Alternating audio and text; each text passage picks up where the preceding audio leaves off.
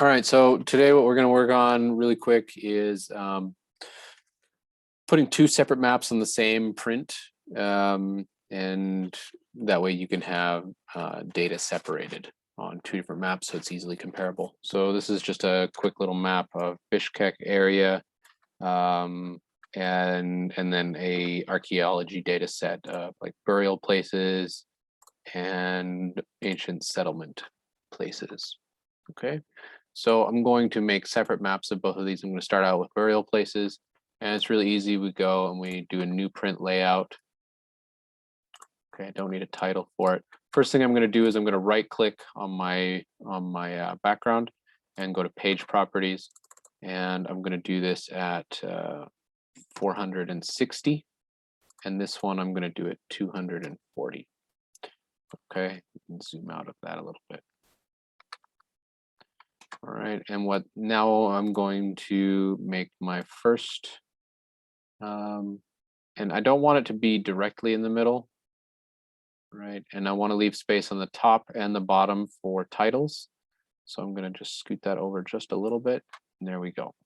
All right, and the easiest thing for me to do, I'm actually going to zoom this in just a little. No, that's too much. So let's do this at 14. Sure, that looks good. Okay, so what I'm going to do with this is I'm going to right click on this piece and I'm going to copy and I'm going to paste it. And that way I get the exact same thing. All right, I can put it on here so that everything looks kind of spaced and nice. All right, that looks okay to me. Now you can put a background like a drop shadow or a border line or whatever on there as you like. But here's how we make sure that everything stays the way that we want it to. We don't need two copies of the exact same thing. We want to change one of these, all right? So the one that we want to stay the same, right? So I want this one to show this data. I'm going to lock it. I'm going to go over here to my layers. I'm going to click lock layers and lock styles for layers. I need to click both of these, all right? And then I can go back. I don't need to save anything here. I go back to my original map and I switch my data sets. Okay, so I turn this one off. All right, I turn this one off and I turn this one on. All right, and I can go back in here and all I need to do is click refresh. This one changes, this one stays the same because I locked it. Now I can put my title. Okay, I can put a title here. I can put a secondary title here and a secondary title here. All right, what's actually better again is copying this, pasting, putting it in so that you get the exact same size, etc. You know, this one would be ancient Bishkek settlement sites.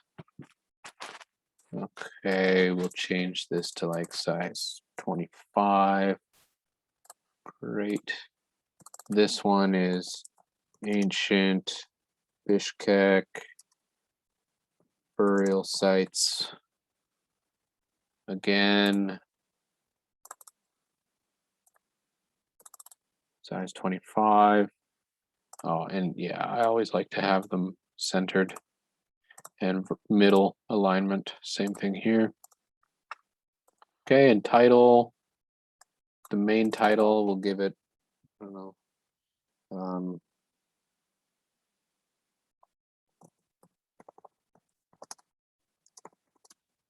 archaeological areas of Bishkek. Make this like size 50.